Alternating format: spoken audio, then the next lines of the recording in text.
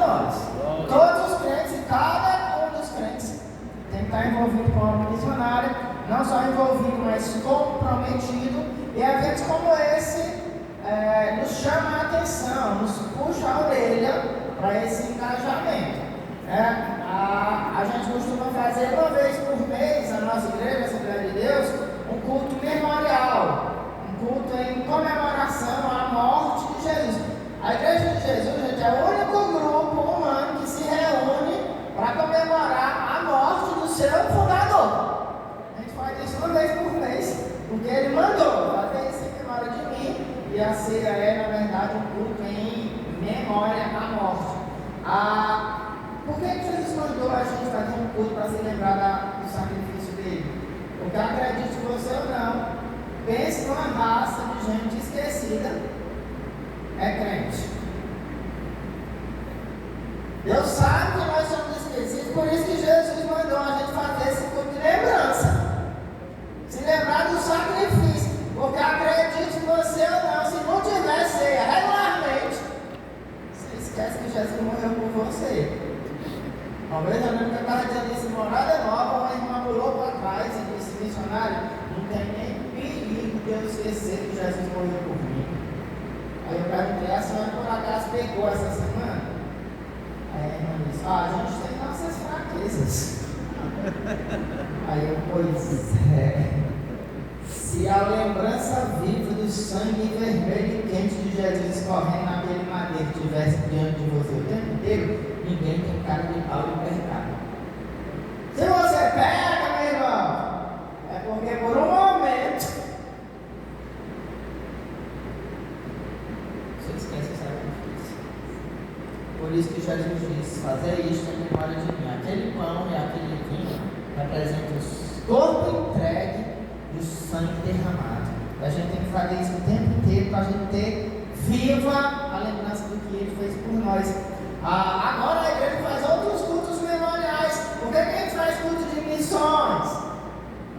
Por que a gente faz conferência de missões? É a mesma razão, gente, porque nós somos esquecidos. A gente esquece até das bênçãos de Deus. É uma oração do salmista que diz assim: bendize a minha alma ao Senhor e não esqueça de nenhum dos seus benefícios. Por quê? Porque ele orou para não esquecer das bênçãos. E a gente esquece. Então, eventos como esse nos ajudam a lembrar que nós temos uma missão nessa terra. Diga: eu tenho uma missão. Eu tenho uma missão. Diga como que acredita que é verdade mesmo. Eu tenho uma missão. Eu tenho uma missão. Essa missão você não pode repassar para alguém. Você não pode passar a bola. Tem uns crentes espertinhos, eles entendem que tem a missão, mas eles dizem assim: eis-me aqui, envia ele ali. Passar a bola. Outros acham que podem terceirizar a obra missionária. É assim: eu não posso ir, mas eu pago para alguém ir no meu lugar. Algum crente pensando assim? Pior. Acredita que esse é correto. Ele mesmo não evangeliza ninguém. Ele mesmo entrega um folheto. Ele mesmo vai num culto campal. Mas ele bota a ofertinha lá no culto de missões, a moedinha lá na salva. Ali fiz minha parte. Aí parece que ele é tão missionário quanto o outro, porque está financiando.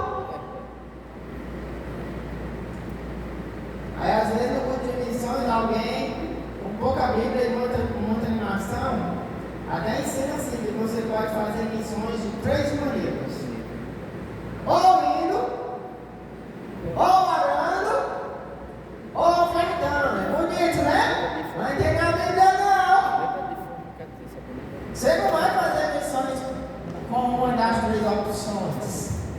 Um crente que quer estar engajado biblicamente na obra missionária, deixa eu dizer, ele faz missões tanto indo, como orando e ofertando. O fato de você ofertar para o missionário ir mais longe não exime você da responsabilidade de pregar o evangelho na rua que você mora, na empresa que você trabalha, na escola que você você estuda, no curso que você está se formando, na padaria que você compra pão, na academia que você treina. Diga amém. Amém. Porque às vezes, não, já fiz minha parte. Sua parte é ir. Dos crentes, quais crentes Deus quer que vá? Todos. Ninguém está isento da responsabilidade. Às vezes a gente cria uma elite do evangelho. Não, para mim eu não vou evangelizar porque eu não tenho dom. Quem disse que tem que ter dom? Com dom ou sem dom? Jesus mandou. Ele dá dons para alguns? Dá. Dá dom para todos evangelizar? Não, Fran, não tenho dom de evangelizar. Mas eu consegui evangelizar porque eu aprendi. E por que eu aprendi a evangelizar? Porque Jesus mandou. Com dom ou sem dom, quem é que tem que evangelizar? Todo mundo. Não existe dom de responsabilidade. E não foi porque que dá para uns outros, não. Para animar quem não tem dom. Quem é que andou, vai sair para evangelizar com uma pessoa que tem dom de evangelista? Ele evangeliza por brincadeira? Gente, você fica animado. Eu fiz curso de missões na Jogo no Crato, 2005. Tinha uma crente lá na base, a líder, a esposa do líder da base, Cláudia, era uma pessoa terrível para evangelizar. Ela evangelizava rapidinho, pouco tempo ela evangelizava a pessoa. Não gastava muito energia. Ela pegava a base missionária onde eu me formei para o centro do Cláudio, era uns 3 quilômetros. Cláudio ligava para uma mototáxi para pagar um boleto na lotérica. Gente, eu tinha uma mototáxi e eu vi o evangelho perto do fim desses 3 quilômetros. Bem de pertinho. Na fila, Cláudia rapidinho evangelizava, quem estava na frente dela, quem estava atrás. No caixa, era 2 minutos. Mas a Cláudia evangelizava a pessoa do caixa. Gente, quando eu estava na Cláudia, eu ficava me perguntando, puxa, como é que pode? Isso é tão ruim. Todo mundo é assim? Não, mas Deus colocou gente que nem a Cláudia, pra gente, nem eu, ficar inspirado. Nunca vou evangelizar que nem a Cláudia. Mas eu posso aprender e evangelizar o meu melhor. Posso ou não posso? Amém. Isso vale para qualquer dom, gente. Todo crente tem dom na palavra, todo crente tem dom de pregação, todo crente tem dom de profeta. Não. Não, mas todo crente tem que pregar. O pastor Osório dá o microfone, tem que sair alguma coisa. Com dom ou sem dom. Alguns Deus deu dom. Você pega o Bernardo Dias Lopes, você pega o microfone e começa, não tem complicação não. Mas outro meu irmão se treme e engancha e só fala para uma pilura. Aqui não tem dom para pregar, tem que fazer o quê para fazer uma pregação minimamente organizada? Estudar, aprender, curso de teologia, curso de homilética, curso de oratória. Nunca vai pregar que nem o Hernandes. Mas vai dar o melhor comentário. A Bíblia diz assim, ó. Aquilo que te vier a mão para fazer, faça. Conforme o quê? Aleluia. As suas forças. Deus não quer que você pregue que nem o Malafaia. Nem quer que você cante que nem a Gíria Carvalhais. Mas Ele quer que você pregue o melhor que você pode pregar, que você cante o melhor que você pode cantar, que você discipule o melhor que você pode discipular, que você evangelize o melhor que você pode evangelizar. Por isso Ele deu mestres à igreja. Ele mesmo deu uns para apóstolos, profetas, evangelistas, pastores e professores. Para que Deus deu professores à igreja? Professor serve para quê? Ensinar o quê? Ensinar quem não tem dom a fazer o que tem que fazer, porque Jesus mandou. Todo crente tem dom de discipular? Não, mas quais dos crentes têm discipular? Todos. Todo crente tem dom de pregar? Não, mas quais dos crentes têm que pregar? Todos. Todo crente tem dom de cantar. Tem gente, irmão, que todo mundo na igreja decide que ele não tem dom de cantar. Mas ele insiste.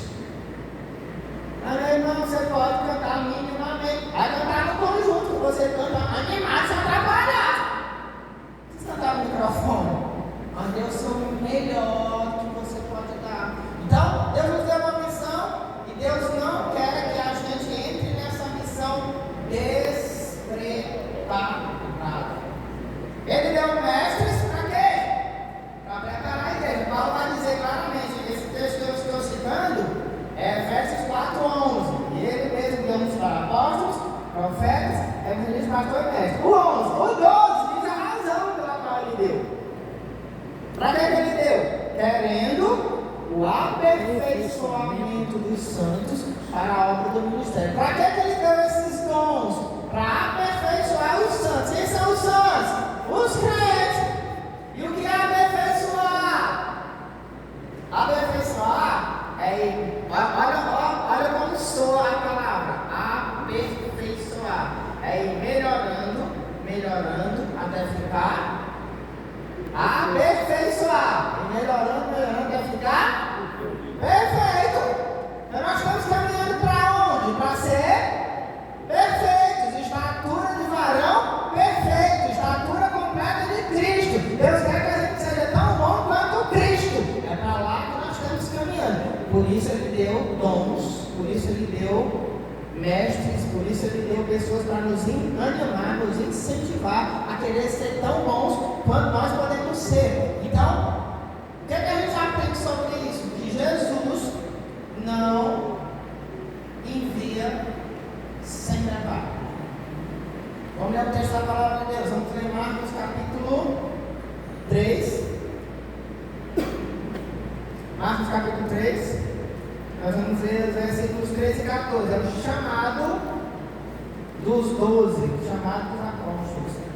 Nesse texto a gente vai extrair a lição das duas primeiras diretrizes. A gente vai trabalhar outras diretrizes práticas para a plantação de igrejas, e as duas primeiras diretrizes têm a ver com o perfil do plantador, o perfil do obreiro, o perfil do crente que Deus quer que se engaje nesse movimento de pregar o evangelho, depois de pregar o evangelho, discipular esses novos convertidos e depois de discipulá-los e reuni-los em igrejas locais.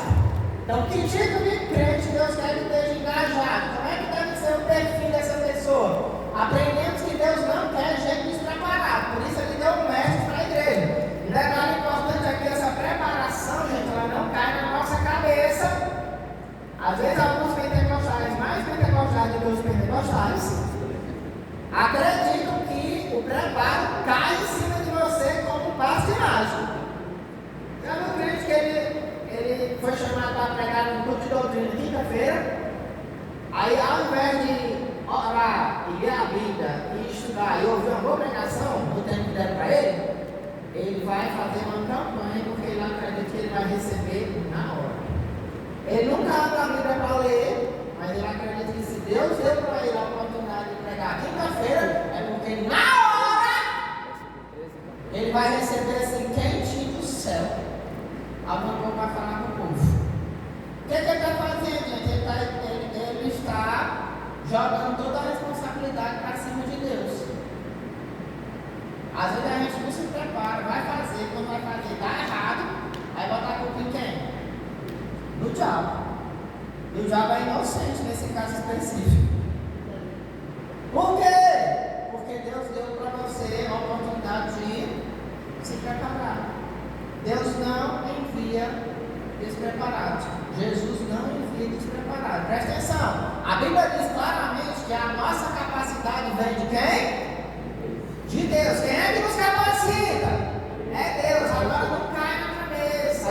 Ai, não, mas na Bíblia tem um versículo que diz assim: abra a boca e eu encherei. Tem esse versículo na Bíblia? Tem, né, gente? Tem, mas não quer dizer o que esse crente pensa que quer dizer, não. Abra a boca e eu encherei está dentro de um contexto. Jesus diz assim: quando formos levados diante das autoridades, por amor do meu nome, não vos preocupeis com o que haver de responder. Presta atenção, não é para pregar nem evangelizar nem discipular, não. Quando é que o Espírito Santo vai dar o escape? Quando é que o Espírito Santo vai dar assim, uma palavra de sabedoria na hora? É quando você estiver diante do delegado, do promotor, do Alexandre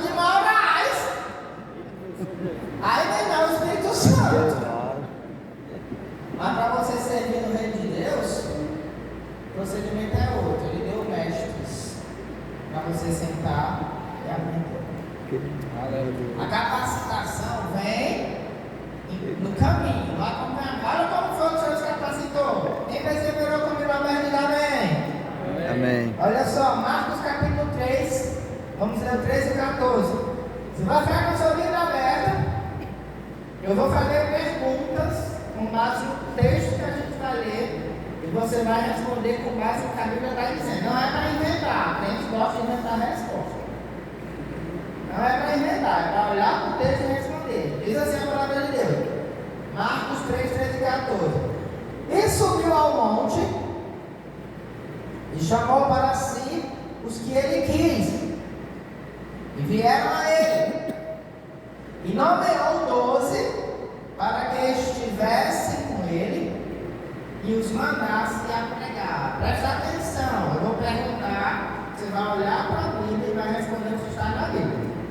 E subiu ao monte, nesse contexto, quem foi que subiu ao monte? Jesus. O Lucas, gente, o Marcos não diz não, mas o Lucas vai dizer que Jesus passou a noite inteira em cima desse monte orando, porque na manhã seguinte ele escolheu os 12 apóstolos. Nessa altura, Jesus já tinha um monte de seguidores, já tinha uma turma que seguia, mas Jesus, daquele monte de seguidores, ele escolheu um grupo para um negócio mais específico, mais de perto, uma coisa diferenciada. Jesus, presta atenção nisso aqui. Jesus, para escolher os apóstolos, passou uma noite inteira orando. De manhã ele escolheu, subiu ao monte, chamou para si, ele chamou quem? De manhã, depois de uma noite orando, ele chamou quem? Não, é para olhar para a Bíblia, respondeu o que está no texto. Ele chamou quem? Os que ele quis. E os que ele quis chamar, e daquela turma que estava ali, ele chamou 12. Pedro, João, Tiago, Tadeu. Aí ninguém lembra do Tadeu, mas foi o Tadeu. Depois que Jesus chamou, ele chamou todos que ele quis. Gente, e os que ele quis chamar, ele chamou, fizeram o quê? Vieram. O texto diz, vieram a ele. Ele chamou os que ele quis chamar tudinho. Não. Gente, isso aqui é chamado para serviço. Uma vez eu disse na minha igreja local, no Maracanã, os crentes ficaram cismados. Eu disse que para serviço, Deus faz acepção de pessoas. Deus faz acepção de pessoas, para salvação não, mas para trabalho sim. Deus chama todo mundo para ser pastor? Chama todo mundo para ser missionário? Não, Deus chegou na casa de Davi para escolher um rei. Tinha quantos meninos lá? 8. Esse aí chamou quem? Eliabe? Não, Eliabe era o mais bonitão. Chamou o cara de rei. Forte físico, atlético, falava bem. Mas Deus que vê o futuro, via lá na frente. O Golias escolheu, mas eu olhava se escondendo com medo. Então Deus escolheu, não quero Eliabe, nem quero Abinadab, nem quero Samar, e quero um pequenininho, está faltando. Então presta atenção, para serviço, Deus escolhe uns, outros não. Eu estava dando aula, alguém perguntou, irmão, o que é unção? Na nossa cosmovisão, unção é um assim, um mistério, uma coisa, poder. Gente, unção quer dizer simplesmente escolha. Unção é escolha. Eu respondi para o crente perguntou na sala, unção é assim, uns são e outros não são. Isso é escolha. Deus ungiu Davi, não ungiu. Aliás, nem Davi Samar não usou. Então, o cara é ungido para ser sacerdote, ungido para ser rei, ungido para ser profeta. E quem não era ungido, não era ungido. A unção, ela escolhe você para um determinado propósito. Aqueles 12 foram escolhidos. Aleluia. Jesus os chamou, e quando Jesus os chamou, eles vieram a ele.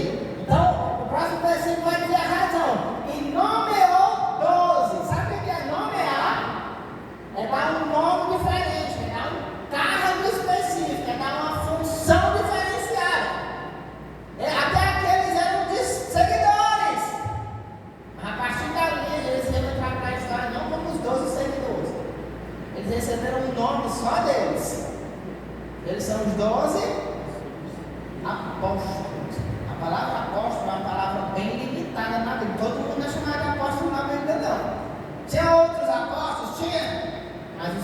o colégio apostólico, aqueles 12, é um grupo bem específico.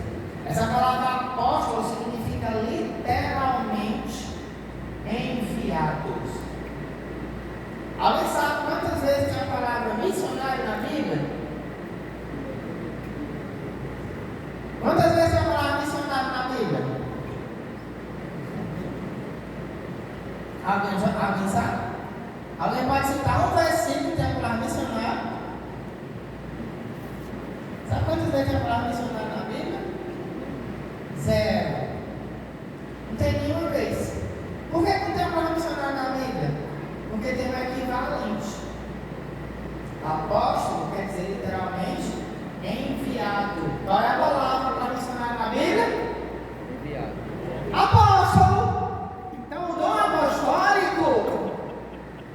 apostólico, gente, é isso, é um dom que Deus dá para algumas pessoas para saírem de onde estão servindo, para servirem mais distante. Jesus chamou aqueles homens e os nomeou. Olha, a partir de hoje vocês serão meus apóstolos. Eu vou enviar vocês e vocês vão espalhar essa minha mensagem a ponto que daqui a 2000 anos essa mensagem vai chegar no Rio Grande do Norte.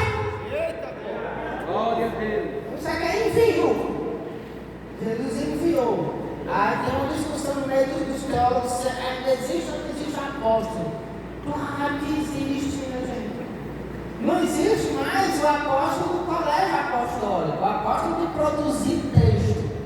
Mas o enviado é o missionário. Deus ainda chama missionários hoje em dia, sim ou não? Aqui sim. A gente às vezes quer um versículo, ele entendemos por apóstolo, profeta, evangelista, pastor e mestre. Aí no nosso dia tem professor? Tem mestre hoje em dia, sim ou não? No nosso dia tem evangelista? Tem pastor? Aí nós quebramos o versículo e parece que não tem mais profeta nem apóstolo. A gente faz isso como assim? Ou tem tudo ou não tem tudo. Apóstolo é missionário, profeta é pregador. Tem tudo. Glória a Deus. Deus continua dando dons à sua igreja. Com que finalidade? Olha só. O texto diz assim. Aí nomeou 12. Para quê? Para que Jesus os chamou de apóstolos? Para que estivesse com ele. Pronto. O texto bíblico dá duas razões pelas quais Jesus os chamou e nomeou. Primeira razão, os foi chamado para quê? Está com Jesus. Gente, isso aqui é uma chave para o processo missionário, para a plantação de igreja. Primeiro, o texto vai dizer que Jesus os chamou para que estivessem com ele e depois para que os enviasse a pregar. Presta atenção, antes de enviar para pregar, Jesus os chamou para quê? Estar com ele. Isso aqui é chave. Estar com Jesus significa aprender a ser como Jesus. Tem muita gente que pula logo por ser enviado, pula logo para a missão. Qual é o perfil do obreiro do reino de Deus? Qual é o perfil do cristão engajado na missão? Primeiro, tem que estar com Jesus. Primeiro, tem que ter vida ao lado do mestre. Gente, esses homens gastaram mais de 3 anos da vida deles andando juntinho com Jesus. Eles tiveram um chamado radical de deixar tudo. Pedro era pescador, mas depois do chamado, as redes os machucaram.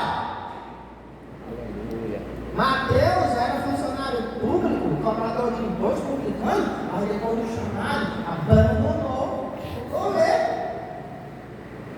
Tem um dos apóstolos, Simão, né? Quando citou o Simão, o Zelote, era um político de esquerda radical, e Saulo. Quando ele chegou, abandonou a política para seguir Jesus. Então, um chamado radical, para primeiro estar com Jesus. Gente, por que Jesus queria que eles estivessem com ele? Antes de enviar, presta atenção nisso aqui. Você só vai ver Jesus enviando esses homens no fim da história. Aleluia. Nós, igreja, pegamos o povo que se converteu semana passada, já enviamos hoje. Jesus não fez isso, não. Você só vai ver Jesus os enviando depois de um processo de preparo de 3 anos. Aleluia. No começo da Bíblia, nós estamos aqui em Marcos 3, ó. Jesus está chamando eles em Marcos 3. Mas sabe o que Jesus nos envia? Em Marcos 16. Ide por todo mundo pregar o evangelho de toda criatura. Quem sabe quantos capítulos tem o evangelho de Marcos?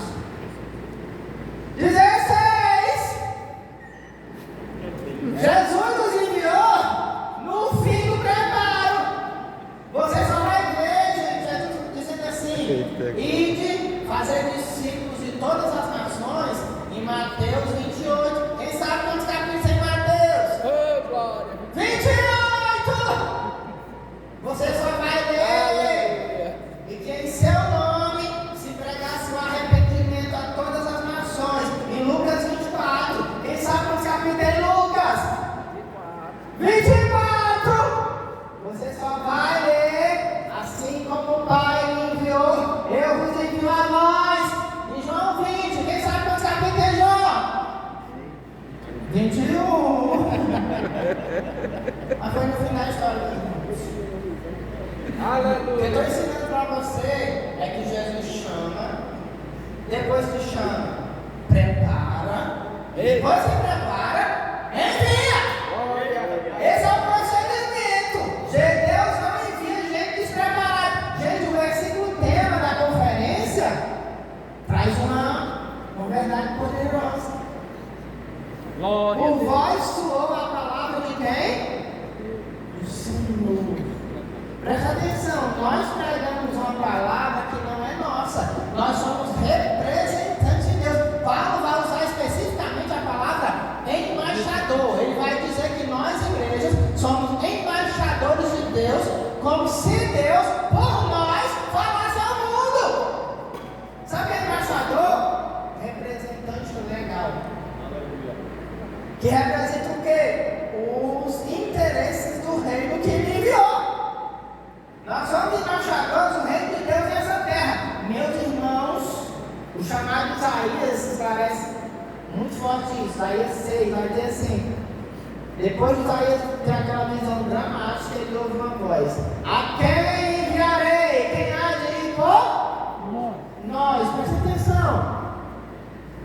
E por nós é ir em nosso lugar. E por nós é ir como se fosse nós mesmos.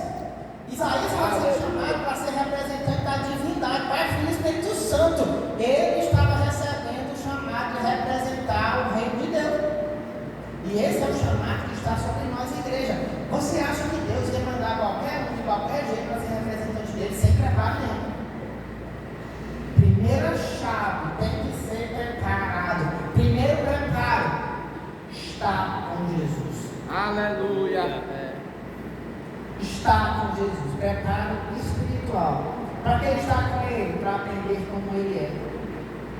Para que ele está com ele? Para, na convivência, absorver o caráter dele. Nós treinamos missionários, a gente não abre mão de que o treinamento seja presencial e interno. Quem quer for para a escola missionária? Até de curto prazo, escampo, sim. Gente, é um monte de gente amontoada, morando junto por um tempo. Tem que ser assim. Jesus chamou esses 12 estavam juntos o tempo inteiro. Para quê? Para a gente, quando você convive, você absorve do outro. Jesus queria que eles ficassem o tempo inteiro com ele, porque Jesus queria que eles absorvessem de quem Jesus era. A chave do cristianismo é a imitação de Cristo. Várias vezes os apóstolos vão nos orientar a imitar Jesus, ser como Jesus. Se alguém diz que está nele, disse João, tem que andar como ele andou. Paulo vai dizer a mesma coisa para os coríntios, só que por tabela.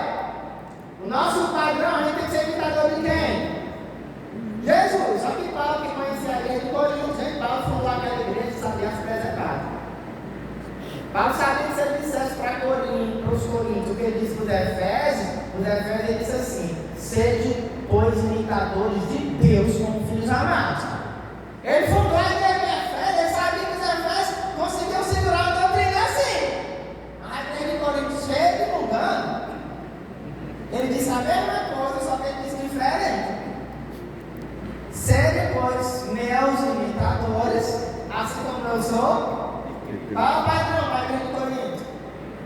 É o padrão. Os coríntios têm que ser imitador de quem? Paulo.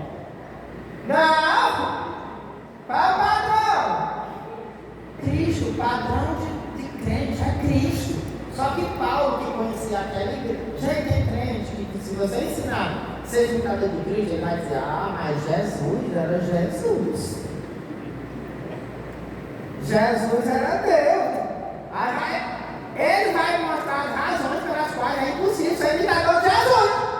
Aí Paulo, para se livrar disso tudinho, ele disse a mesma coisa que ele disse para as outras igrejas.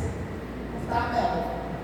Sejam meus imitadores, eu sou imitador de Cristo. Me imitando, você. Ele trouxe a função dele, é corajoso. Mas o padrão era quem? Cristo. Crente tem que ser imitador de Cristo.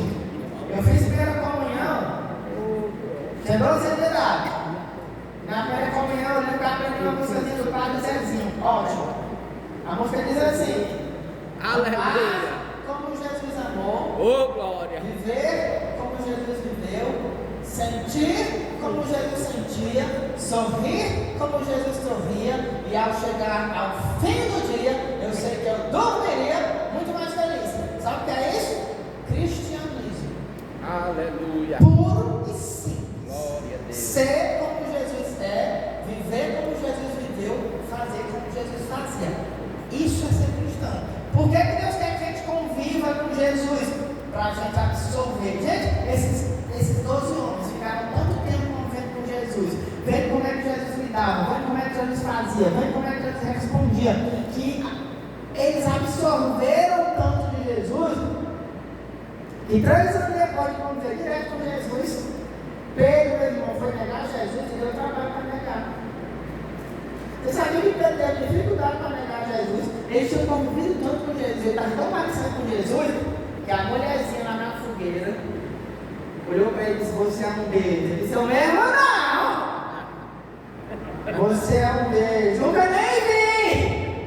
Gente, se você ler a versão de João da negação, a mulher vai jogar para cima de Pedro. Você se veste como ele, você fala como ele, você parece com ele!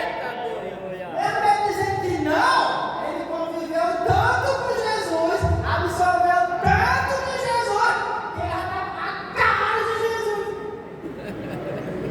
Aleluia. E esse é o nosso desafio. Esse é o nosso desafio. Conviver com Jesus para ficar parecido com Jesus. Por isso que antes de fazer qualquer coisa para Jesus, tem que estar com Jesus. Por isso ele puxou a orelhas de Marta, lá em Lucas 10. Qual era a preocupação de Marta? Servir Jesus. Tem gente, meu irmão, que está muito preocupado em fazer, em produzir, em trabalhar, em evangelizar. Na cabeça dele, ele tem que estar sempre fazendo alguma coisa. E Jesus disse que quem fez a coisa certa para ele foi quem? Mas ele está fazendo o quê? Estava com Jesus. Estava com Jesus. Antes de ser enviado a pregar, aqueles 12 foram chamados para estar com Jesus. Não dá certo fazer para Jesus sem primeiro estar com Jesus. Jesus disse: uma só coisa é necessária. Maria escolheu a melhor parte. Gente, não é que Jesus não quer que você sirva, Jesus quer que você sirva. Agora Jesus quer que você sirva depois de estar com ele. Gente, se Marta tivesse sido juiz e tivesse sentado lá de Maria, as duas tinham sido abençoadas e por causa da palavra, porque as duas tinham se levantado nem nada para servir, e as duas juntas tinham terminado de fazer. Aleluia. Aí a Marta tripulada, até porque quando Jesus chegar, Jesus não chegava só, né? Jesus chegava de surpresa na casa de alguém com mais 12 camaradas. A Marta se atripulou. Mas Maria fez a coisa certa. Nosso primeiro desafio, gente: ninguém vai estar engajado na missão de Deus. Ninguém vai ser vitorioso no serviço do reino de Deus se não aprender a sentar com ele, se não aprender a ouvir, se não aprender a observar como ele é, como é que ele faz. Nosso modelo de vida, de trabalho, é Jesus. O grande missionário da Bíblia é Jesus. grande modelo de evangelista da Bíblia é Jesus. O grande modelo de pastor da Bíblia é Jesus. O grande modelo de profeta da Bíblia é Jesus. O grande modelo de homem perfeito da Bíblia é Jesus. Então, nosso desafio é precisar conhecer. Como é que você vai imitar uma pessoa que você não conhece? Como é que você vai imitar uma pessoa que você não convive? Se você tem um desafio de me imitar, você vai ter que aprender a gritar e falar fino. Mas para isso você tem que primeiro conviver comigo. Você vai descobrir que eu não grito e falo fino direto. Eu estou com a garganta inflamada e eu falo grosso, como é Galvão com ele. Mas, meus irmãos, é preciso convivência. Aleluia. Aqueles 12 homens foram chamados para uma preparação. Essa preparação tem 2 pontos. 2 pontos. Primeiro, estar com Jesus, depois ele vai pregar. Vá comigo agora para 1 Timóteo capítulo 2. Nós vamos ver o Paulo explicando essa mesma coisa que a gente viu aqui em Marcos, só de maneira mais didática para Timóteo.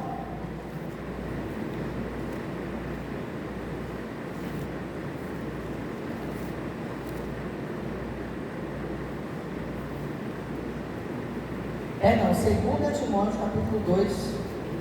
2 Timóteo capítulo 2, versículo 15. Olha só, Paulo está orientando Timóteo. Timóteo é o jovem pastor que assumiu uma igreja grande de uma capital de estado, a cidade de Éfeso, capital da Ásia Menor. O Timóteo era muito jovem no porte da igreja. Paulo sabia que Timóteo ia ter desafios para construir aquela igreja e Paulo escreveu 2 cartas para ajudar Timóteo nesse processo. Ele deu vários conselhos. Dentre esses conselhos, ele vai dar aqui para Timóteo um conselho-chave sobre que tipo de crente Deus quer que sirva no reino. 2 Timóteo 2,15 diz assim: procura apresentar-se a Deus como? Não, vai na Bíblia. Procura apresentar-se a Deus como? Aprovado. Como obreiro. Obreiro. Procura apresentar-se a Deus como obreiro. Aprovado. Que não tem de quê? De vergonha. E maneja bem a palavra. Aleluia. Presta atenção. O Paulo está dizendo aqui didaticamente para o Timóteo a mesma coisa que a gente aprendeu no texto de Marcos. Primeira coisa, essa aprovação do obreiro é uma coisa que é jogada para cima do obreiro. A gente fica falando assim, Jesus me aprova, Jesus me aprova. Mas Paulo está dizendo para Timóteo: procura apresentar-se a Deus aprovado. Então, você não pode, se você ficar só olhando para ser aprovado na prova e não estudar, o que vai acontecer? Vai ser reprovado. Procura apresentar-se a Deus aprovado. Tem que orar? Tem, mas tem que fazer mais coisa. Tem que fazer o quê? Tem que estudar. Então, primeiro, Paulo joga para cima de Timóteo. Timóteo, Deus quer que você seja um obreiro aprovado. Procura se apresentar diante de Deus aprovado. Aí o Paulo vai dizer que tipo de aprovação é essa. O que é um obreiro aprovado? Uma coisa interessante é que a palavra aprovado, nesse versículo aí, a palavra grega para aprovar tem um significado legal. Significa que nem está sobrando, nem está faltando. Aprovado é aquele que está na medida certa. Imagina um copo d'água, nem está faltando um pouco d'água para encher o copo, nem está sobrando água para transbordar o copo. O copo está bem cheio, sem faltar nem sobrar. Então, o que é o obreiro aprovado? É aquele que está na medida certa.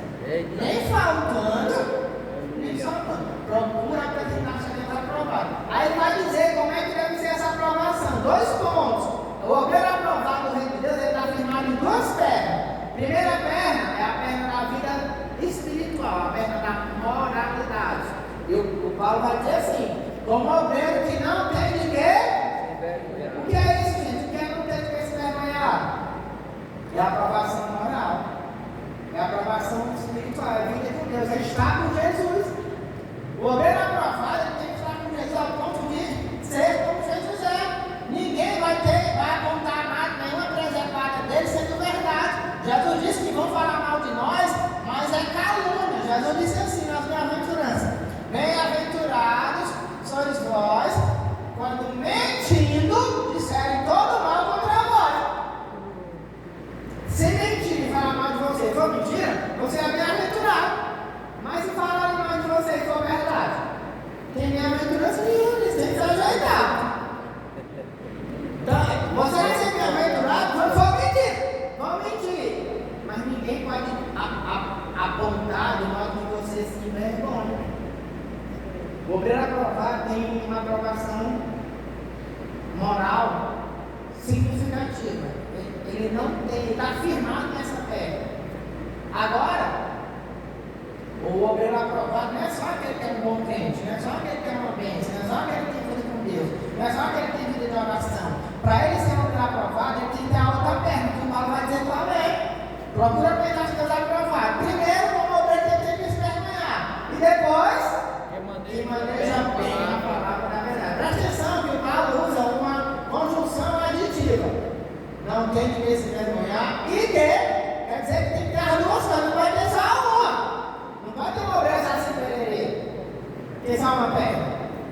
Não ter de que se envergonhar é vida moral. E manejar bem a palavra da verdade é vida ministerial. Esse lado aqui é Maria, o outro lado é Marta.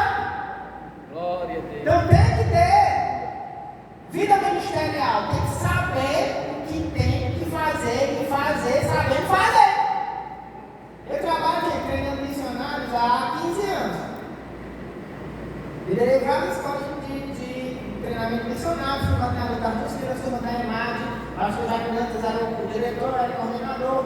Liderei vários anos na escola de plantação de igreja da Missão Seiva. Trabalho muito tempo treinando missionário. E a gente recebe na nossa escola 2 tipos de crente. 2 tipos de crente, normalmente 2 tipos de crente. Ou o camarada vem para lá e é um crente gente boa, vida com Deus, obediência, santidade, aquele que vai orar e vê anjo, mas não sabe fazer nada. A gente chega lá, dá o microfone e não fala coisa com coisa. Nem bater na sala com as crianças, ou ele mata um, ou ele se mata. Ele não sabe lidar. Você pode vai circular alguém e ele faz desobediência a uma pessoa. Aí essa pessoa que tem uma vida santa, uma vida obediente, nós temos que, como missão, trabalhar para ser um obreiro aprovado. Está faltando o que nesse crente? Ministério, a gente tem que ensinar ele a servir. A maioria do povo que a gente recebe é o contrário. É aqueles crentes criados num ambiente de igreja que é ativista. Ele canta, ele prega, ele toca, ele faz, acontece, desenrola. Mas quando você vai olhar para a vida moral, é enrolando, mentiroso, trapaceiro, confiado no cara, pega pornografia, se masturba. Enquanto vê anjo, ele vê demônio, é só fechar os olhos. Aí esse outro a gente tem que atuar na vida dele para quê? Para ele ser obreiro aprovado. Tem que levar ele para os pés da cruz. Tem que levar ele de volta para Jesus. Se obreiro aprovado, tem que ter os dois lados. Como é que a gente cresce na vida ministerial, na vida espiritual? Se achando a Jesus. Tem que ter vida devocional, diária e intencional. Tem que organizar o tempo para ter tempo para estar aos pés de Jesus. Nós temos tanta gente fazendo tanta coisa que não sobra tempo para estar com Jesus. Não sobra tempo para ler o capítulo, não sobra tempo para ter 15 minutos de oração. Aí como é que você quer ser enviado, representante dele, se você tem tempo para estar com ele? Muita gente chega no culto querendo Deus fala comigo, ele quer ouvir a voz assim audível, como Deus falava com os patriarcas, como Deus falava com os profetas, como Deus falava com os apóstolos. Só tem um cara não para olhar a Bíblia. Deus fala, a Bíblia, gente, é a voz de Deus. Ele passa o dia todo sem ter tempo de abrir a Bíblia para ouvir o que Deus já falou. A pergunta é, por que você vai falar algo mais para você se você não se interessou nem pelo que ele já falou? Você não se virou para o garrafo, já falou que ele fale mais. Então, não vai falar da sua disposição. Você não se anima, tem que organizar o tempo. para crescer na vida espiritual, gente, é preciso organizar. O obreiro aprovado tem que ter tempo com Deus. Isso é um desafio para a nossa geração. Tem um teólogo chamado William Barber, ele diz que a nossa geração transformou a velocidade em Deus. Então, tu vive no modo speed. Tem que dar uma brecada para parar, mas estar com Deus. Sentar nos pés de Jesus. O que ele tem para falar? Deus tem muita coisa para falar. E às vezes a gente está na velocidade. O mundo colocou a gente numa espiral de velocidade. Você tem que dar uma brecada. Eu falei, separa o horário do dia para dar você com Deus. Nós falamos assim, chega lá, primeira aula de meditação bíblica. Que é isso? É um momento para você parar. Você, sua Bíblia, joga o celular dentro do pote. Se liga nesse negócio. Você é uma Bíblia, um caderno. E 1 hora sem ouvir som. Algumas escolas lá permitem que o pessoal escute som e toque violão. Na tua igreja eu proíbo som e violão. Porque se você vai meditar ouvindo música, a letra da música já é uma meditação que Deus deu para o autor daquela música. Isso vai influenciar a sua meditação. Não ouça nada, não toque nada. Você, sua Bíblia, seu caderno e Jesus. Você vai meditar na palavra, Deus vai falar com você, você vai anotar o que Deus falou, você vai crescer, você vai ser uma pessoa diferente. Gente, eu tenho caderno de meditações meus de a época eu estava na escola de missão de 2005. Quando eu volto para ler, Deus ainda fala comigo, coisa que Deus falou comigo em 2005. Você cria um tesouro de meditar. Às vezes você sabe me chamar para pregar, né? Quem é pregador sabe o que eu quero falar. Às vezes a pessoa chama você para pregar, tem um tempo, você fica lá e para cá na Bíblia, não acho jeito nenhum que pregar. Aí eu recorro às minhas meditações. Sempre tem coisa boa, quentinha lá, né? Então, no nome de Jesus, organize seu tempo. Quer se engajar no que Deus está fazendo na terra? Deus está fazendo a igreja dele avançar. Jesus disse que as portas do inferno não prevalecerão contra a igreja. A igreja está avançando. E ele quer que você seja parte disso. Agora, para fazer parte disso, é preciso estar com Jesus. Para estar com Jesus, é preciso conhecer Jesus. Para conhecer Jesus, é preciso parar com a palavra. Uma chave para as duas pernas, tanto vida espiritual quanto vida ministerial, é a palavra. Quer conhecer Jesus, gente? Bíblia, não tem outra fonte.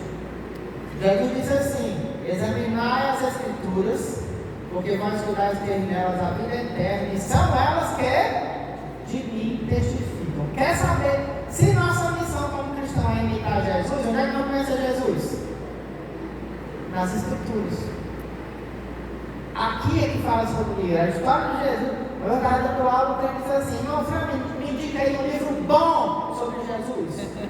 Eu digo que me indica 4: Mateus, Marcos, Lucas e João. Sobre Jesus. A história da vida de Jesus. Então, meus irmãos, mergulhe na palavra. Glória. Tem muita gente na igreja cantando: eu quero conhecer Jesus. Se não ler a Bíblia, vai morrer de cantar. Tem que mergulhar na palavra. Se conhece Jesus nas Escrituras. É aqui que a gente vê Jesus falando, Jesus agindo, Jesus reagindo, Jesus pensando. É aqui que a gente vê Jesus sendo Jesus. A gente quer assistir um filme sobre Jesus, que a gente quer outra coisa. Vá para a fonte, direto na fonte. Você vai aprender quem é Jesus e o que ele quer que você seja. Gente, isso aqui é fundamento. Outra coisa que a gente tem que fazer, além do vida espiritual, vida ministerial, quer aprender a servir Jesus, fazer do jeito que Jesus fazia, tem que mergulhar na Bíblia também. A Bíblia é a chave, tanto para crescer na primeira perna, quanto para crescer na segunda perna. Ser como Jesus foi, fazer como Jesus fez, tem que conhecer o procedimento, o modo de operação de Jesus.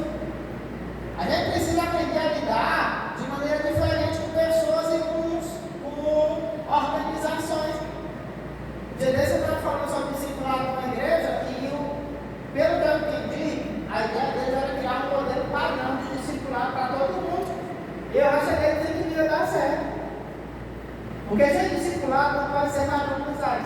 tem que ser personalizado.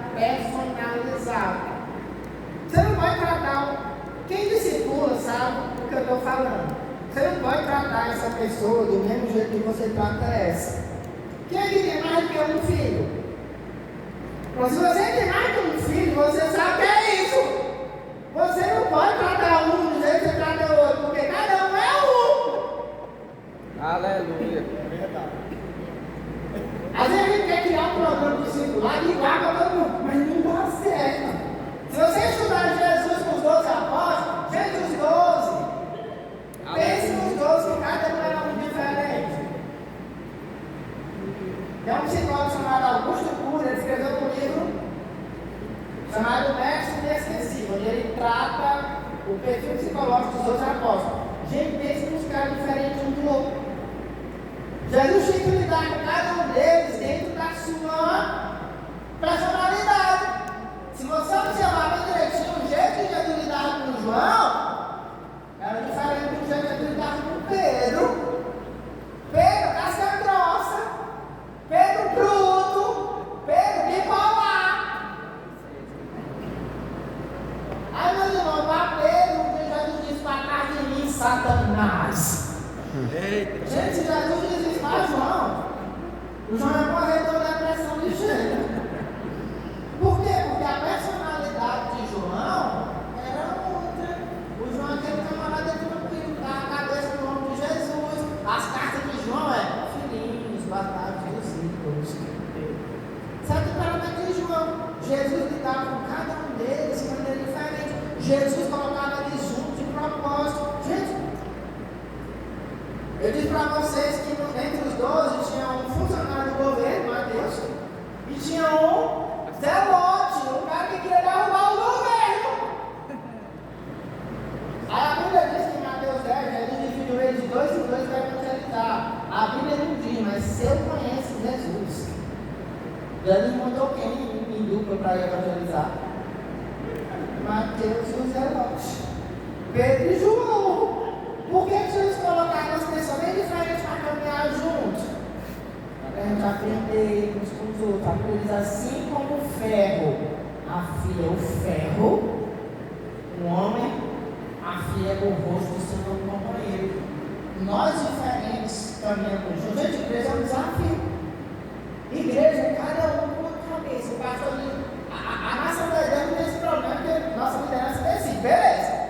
Mas se você pegar uma igreja de esquema congregacional, como a igreja batista, vamos pintar a igreja, vamos fazer uma reunião para decidir a cor.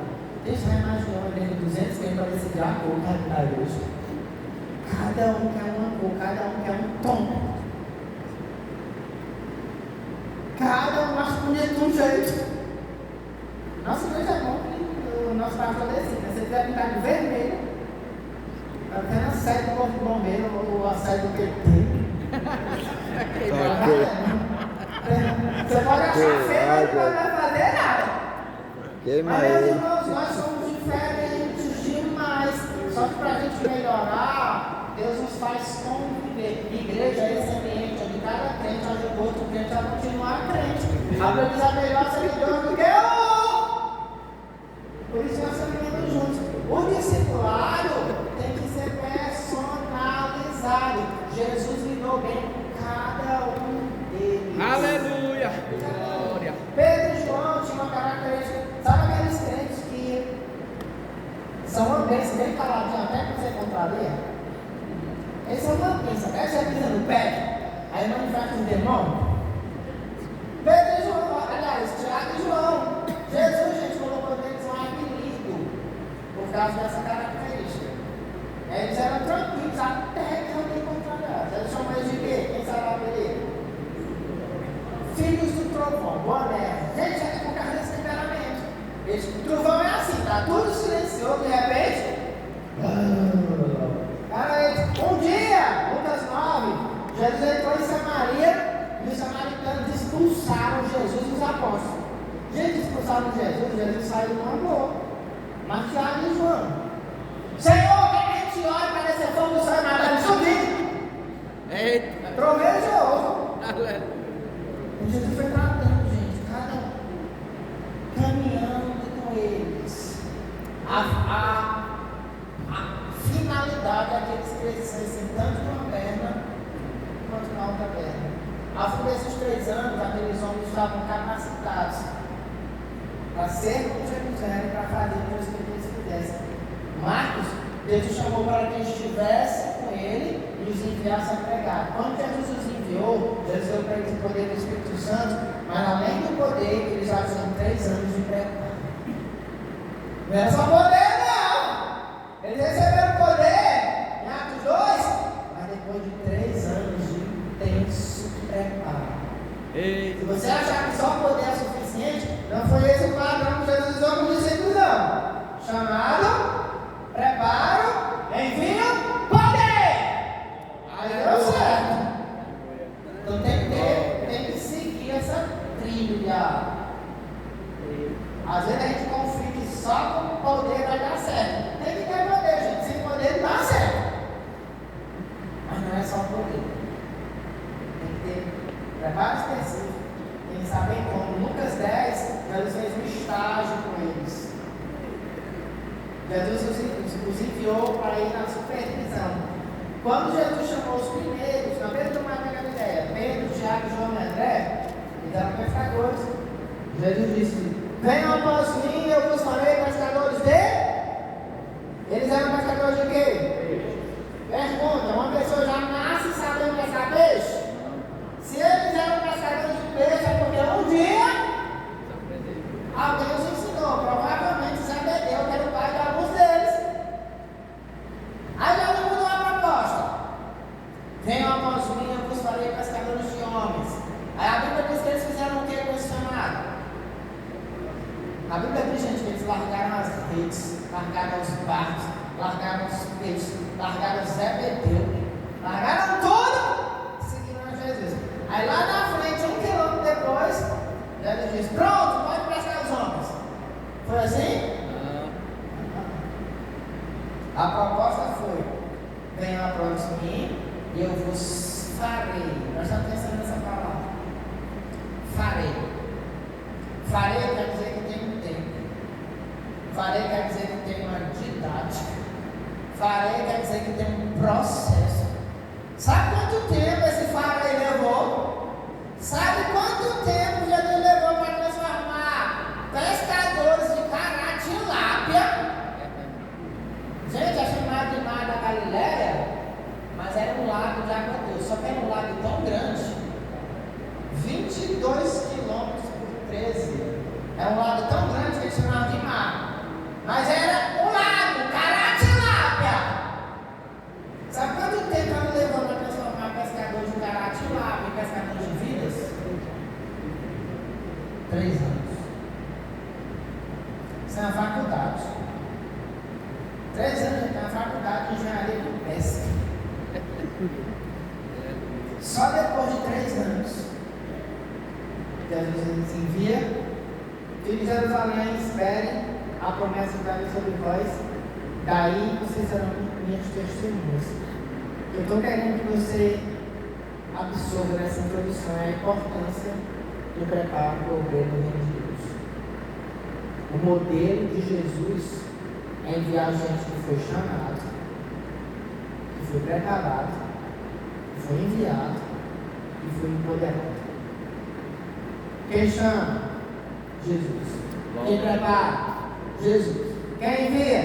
Jesus. Quem dá poder? Jesus. Nós vamos ser representantes de quem?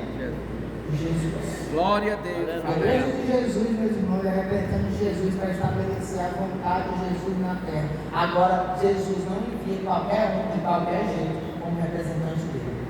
Tem que passar por esse processo. Venha para estar comigo e venha para ser meus apóstolos, meus enviados. Os teólogos antigos dizem que a igreja de Jesus é uma igreja apostólica. O que isso quer dizer? Que toda ela é uma igreja que foi enviada. Todos os crentes estão em missão. Eu estou fazendo uma pós-graduação em missões urbanas por uma faculdade de João Pessoa. E esses dias eu li um texto legal dentro da pós-graduação. O pastor que escreveu o texto gostava de futebol. Ele disse que no reino de Deus não existe banco de reservas. Todo mundo é titular. Todo mundo está em campo. Glória a Deus. No reino de Deus não tem torcida. Todo mundo é jogador. Então, meus irmãos,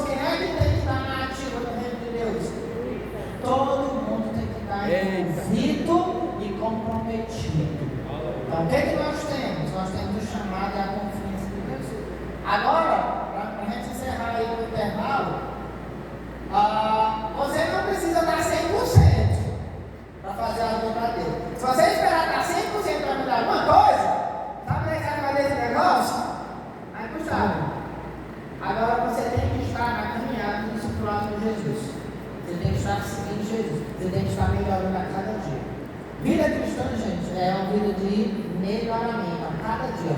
Salomão vai dizer em Provérbios 4:18 que a vereda do justo é como o amanhecer. A luz da aurora vai brilhando mais e mais até ser dia perfeito. Você tem que melhorar. O que é a vida do crente?